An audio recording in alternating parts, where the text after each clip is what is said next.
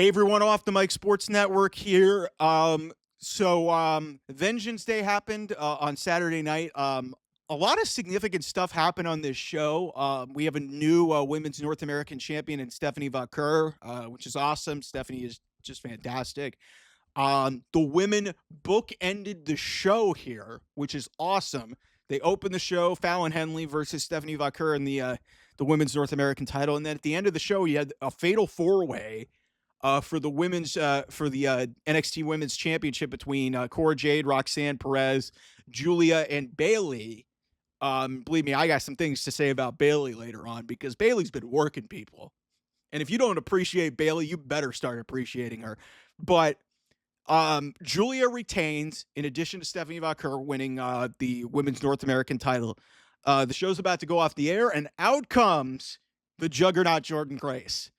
And the best women's division in all of professional wrestling just got insanely better. Like, Zarya from Australia has come over and now is in a tag team with Sol Ruca, which has actually become really entertaining. They're significantly down the card. And now you've got Jordynne Grace, Julia, and Stephanie Vaquer in the same freaking division. Like, holy shit. Like, these are three of legitimately the best performers, not just female performers on the face of the planet in wrestling.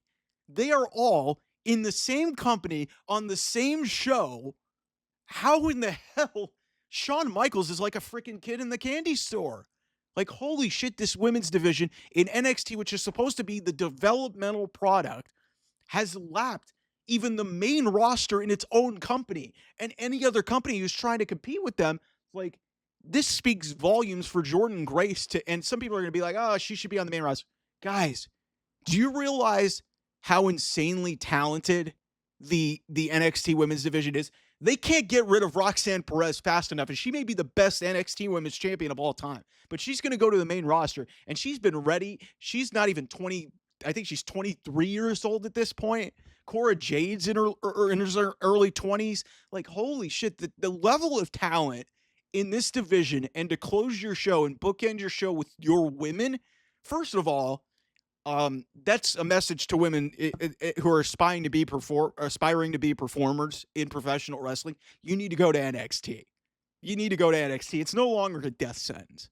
Like, you need to go there and mold your craft, and then potentially you can get to the main roster. Also, on a separate note, the men's division in NXT is a joke.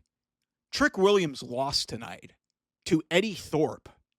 Let me say that again. Trick Williams lost to Eddie Thorpe, and I love Trick. I think he is loaded with charisma. He's going to be a key player in WWE for a long time. But tonight was an indictment on where he is in terms of his progress. He's nowhere near ready to be a main event level talent. Especially, he's not even really ready to be on the main roster. There's a reason why Eddie Thorpe beat him. He's not ready. He's had 2 NXT championship reigns, and he's had them stopped both abruptly.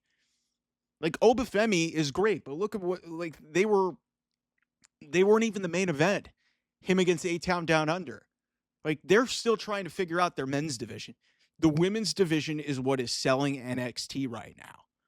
And that is awesome to see, that women are being showcased prominently across an entire show, and it's wonderful to see. So, seeing Jordynne Grace pop up is awesome. I don't know what she's going to end up doing in NXT, but at some point she'll be up on the main roster because that division is just so loaded. But holy shit, if you are a female who is aspiring to be a professional wrestler, try your best to get to NXT before anywhere else. So anyway, that's really all I got to say on this topic. Anyway, I'll see you guys soon. Bye-bye.